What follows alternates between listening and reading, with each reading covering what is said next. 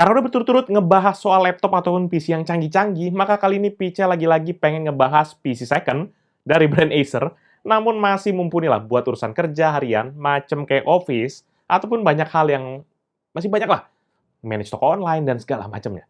Dan yang bikin menariknya juga, produk ini tuh sendiri cukup merogoh kocek 1,6 jutaan aja. Menarik kan? Ya menarik lah, tapi gimana performanya? Mending kita coba lihat sama-sama. Seperti apa detailnya? Let's check it out.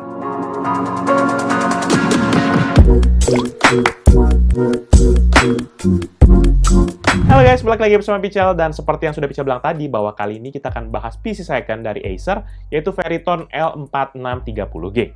PC ini tuh memiliki spesifikasi sebagai berikut.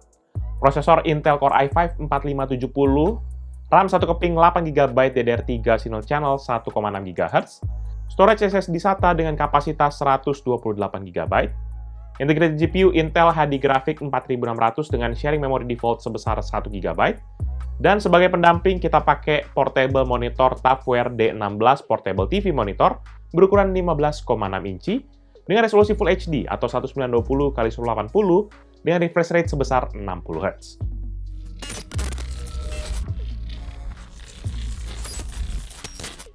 Pertama kali kalau kita masuk ke area desain, maka produk ini sendiri masuk ke dalam kategori small form factor PC. Sehingga PC ini akan cocok banget buat kita yang punya area terbatas, atau bahkan nggak mau makan tempat banyak, terutama di tempat yang kita pengen taruh nih PC-nya. Hadir dengan ukuran hanya 20,5 x 25,0 cm dan ketebalan 6,2 cm dan bobot 1,5 kg, menjadikan untuk hitungan PC ini masih tergolong kecil lah. Yang nggak bisa dipungkiri, memang masih banyak yang jauh lebih kecil, kayak misalnya Intel NUC gitu ya, ataupun beberapa mini PC yang kita udah pernah bahas. Tapi mengingat ini cuma small form factor, maka ya kita nggak bisa ngarep untuk ukuran yang lebih kecil, karena itu udah masuk kepada bagian kayak ultra small form factor atau USFF. Dan untuk PC ini sendiri sebenarnya bisa ditempatkan dengan dua cara, yaitu pertama secara vertikal, ataupun juga yang kedua secara horizontal. Nah, untuk vertikal ini sebenarnya harus pakai stand gitu, biar dia lebih firm dan gak gampang goyang. Tapi sayangnya nggak dikasih dalam paket penjualannya. Oleh karena itu, biar amannya mending diletakkan secara horizontal aja sih. Nah, nanti kalau untuk PC ini sendiri, di bagian luarnya berasa banget komputer kantorannya. Hal ini dikontribusi dari kombinasi warna silver, abu-abu gelap, dan juga hitam di sekujur bodinya. Dan secara material yang digunakan sih memang masih mayoritas plastik. Walaupun gitu, karena bantuan kombinasi warna tadi, membuat ini masih kelihatan elegan. Nah, kalau kita mulai dari sisi atas, nanti akan ada logo Acer berwarna silver di bagian tengah. Logo Acer yang sama juga nanti akan ditemukan di sisi depannya, yaitu di sisi kiri, dan logo Veriton di sisi kanan. Cuma yang jadi pusat perhatian ya jelas lah, deretan port yang ada di bagian depan. Mulai dari kiri ada satu port 3,5 mm untuk headset, satu port 3,5 mm untuk mikrofon, dua port USB Type-A 2.0, 2 port USB Type-A 3.0, sebuah lubang untuk One Touch Recovery di bagian tengah, dan dual indikator untuk networking dan juga disk activity. Dan ada sebuah tombol power dan satu buah optical drive bertipe DVD RAM. Goks nih, bener-bener PC banget, apalagi ada DVD RAM-nya. Kemeriahan portnya nggak berhenti di bagian depan aja, karena di bagian belakang pun sudah ada nih deretan port, yaitu satu port VGA, satu port DVI-D Dual Link, dua DisplayPort 1.2, 4 port USB Type-A 2.0, 2 port USB Type-A 3.0, 1 gigabit Ethernet, 3 port 3,5 mm masing-masing untuk line in, line out, dan juga mikrofon, 1 Kensington lock, 1 port power adapter, serta 1 port serial dan 1 port paralel. Nah, buat kita anak zaman now pasti nggak terlalu tertarik ya sama pilihan portnya. Tapi dengan hadirnya port serial dan juga paralel menjadikan ini opsi menarik, terutama buat kita yang mungkin punya small home business dan butuh untuk dikoneksikan kepada printer dot matrix ataupun aksesoris jadul yang masih pakai port tersebut. Apalagi kalau misalnya kita mengandalkannya memang beneran cuma banyakkan USB, maka di sini super gokil. Karena sampai 10 total USB-nya. Gokil!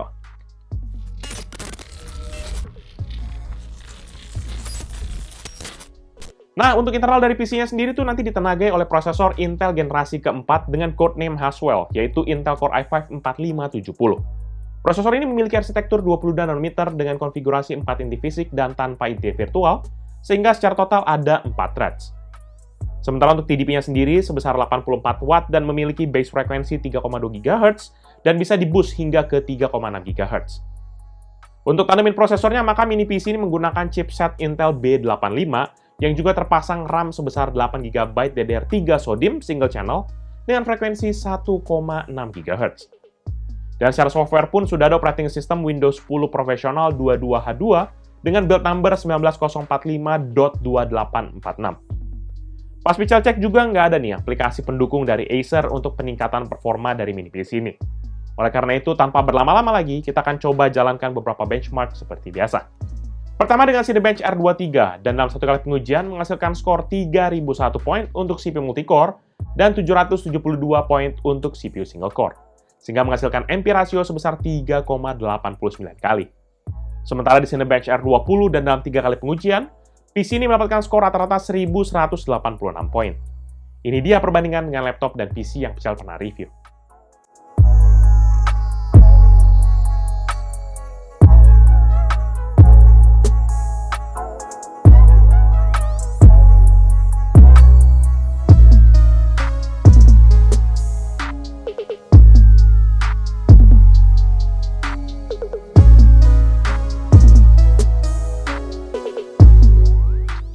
Untuk tes 3D rendering BMW di Blender, PC ini dapat menyelesaikan satu frame dalam 3 pengujian dengan waktu rata-rata 12 menit 17 detik untuk CPU multitest dan 11 menit 54 detik untuk GPU test. Ini dia perbandingan dengan laptop dan PC yang Pical pernah review.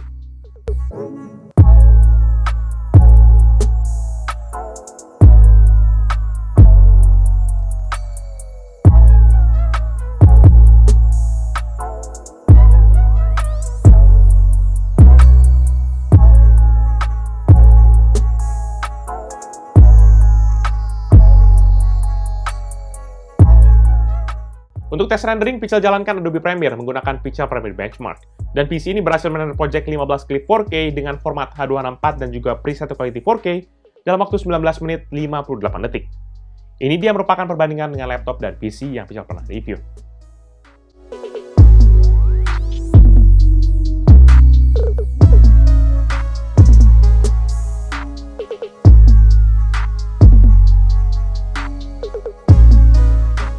Untuk PC Mark 10 buat ngetes performa keseluruhan dari PC ini, maka skor yang didapat adalah 7.349 untuk Essential, 4.999 untuk Productivity, dan 2.354 untuk Digital Content Creation.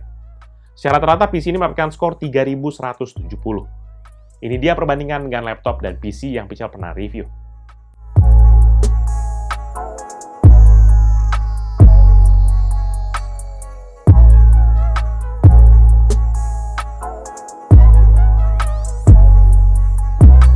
Masuk ke bagian grafis, PC ini hanya memiliki integrated GPU dari Intel, yaitu Intel Heady Graphics 4600 yang memiliki 20 Unified Pipelines, serta berada di frekuensi dasar 350 MHz, boost maksimum hingga ke 1,15 GHz.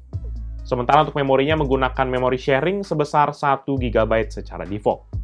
Dan kita coba tes GPU-nya menggunakan 3D Mark Time Spy. Maka hasilnya untuk grafik mendapatkan skor 182 dan CPU skor sebesar 2194.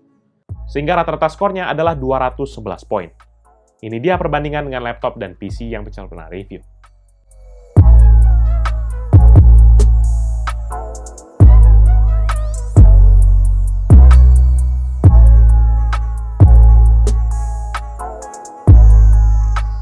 Kalau teman-teman lihat, walaupun di PC udah tergolong berumur, tapi nggak ada salahnya juga kan, kita cobain pakai set testing game standarnya PMG.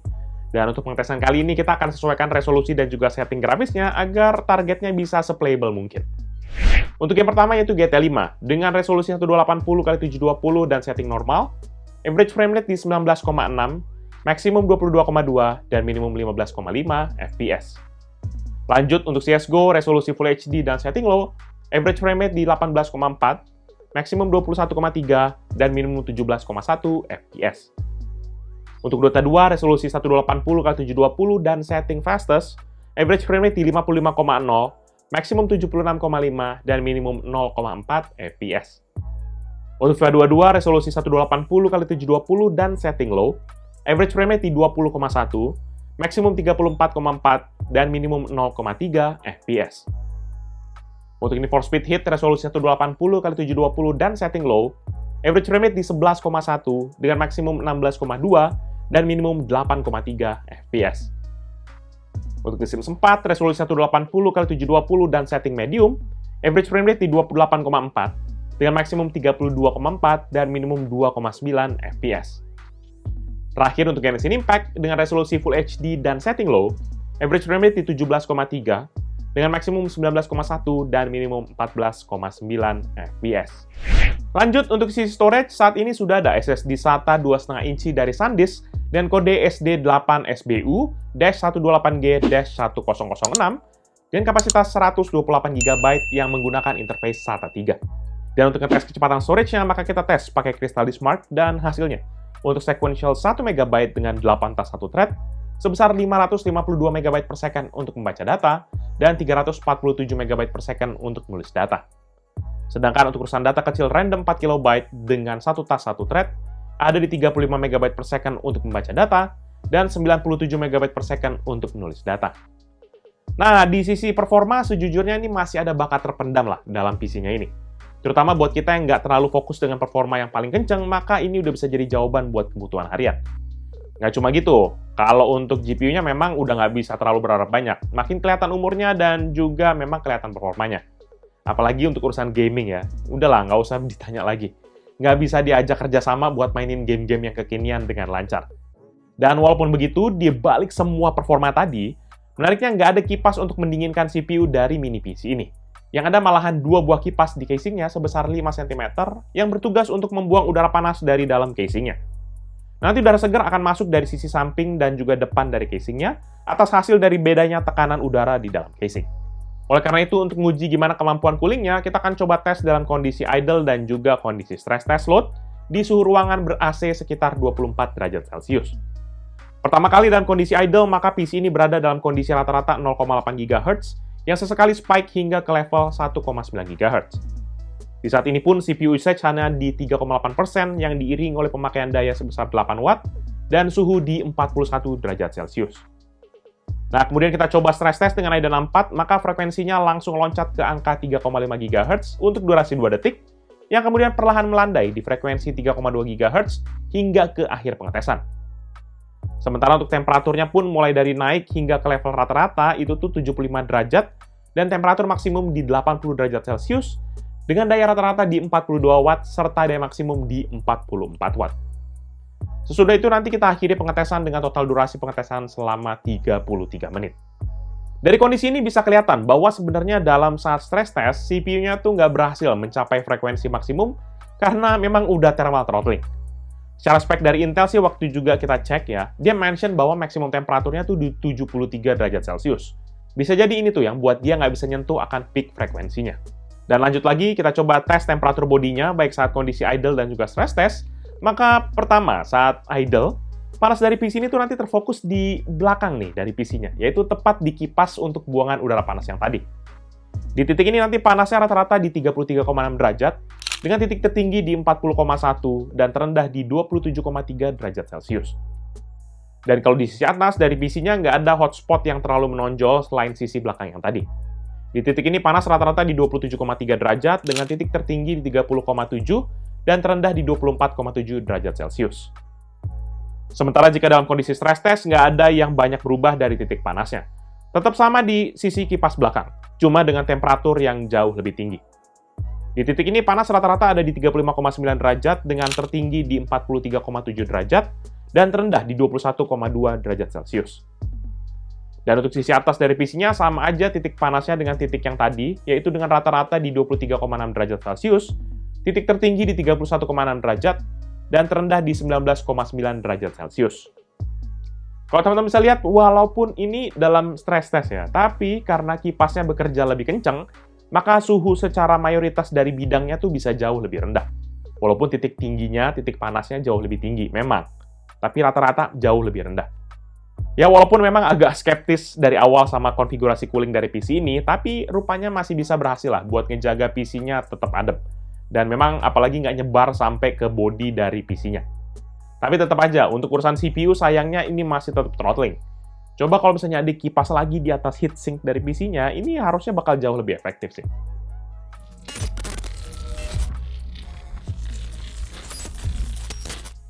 Untuk sektor audio, mini PC nanti rupanya dilengkapi dengan internal speaker yang punya kemampuan oke.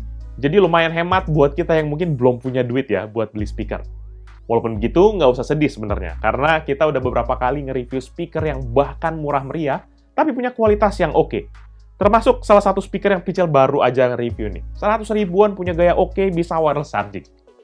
Nah, speaker eksternal gitu juga sebenarnya bisa. Nanti kita colokin ke port audio di bagian depan ataupun di bagian belakang dari PC-nya.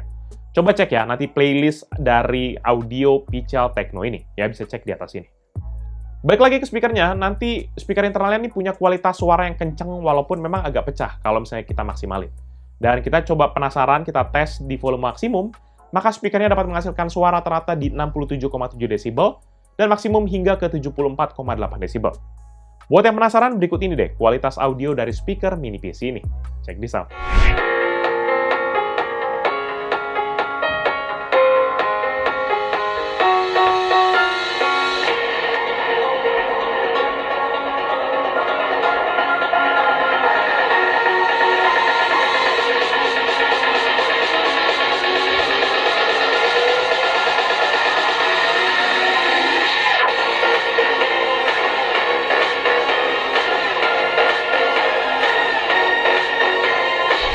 Nah, lanjut lagi untuk urusan networking, maka mini PC ini sudah ada Wi-Fi card dari Atheros Qualcomm AR9462. Dengan standar Wi-Fi 4 atau Wi-Fi 4 802.11n dan support frekuensi 2,4 dan juga 5 GHz. Nggak lupa juga sudah ada Bluetooth versi 4.0 dalam Wi-Fi chipnya ini. Dan kalau buat jalur data Ethernet pun sudah ada chip Realtek Semiconductor RTL8168DP yang punya transfer speed maksimum hingga 1 gigabit per second. Sehingga ini jauh lebih fleksibel mau pakai LAN ataupun Wi-Fi, tergantung dari kita.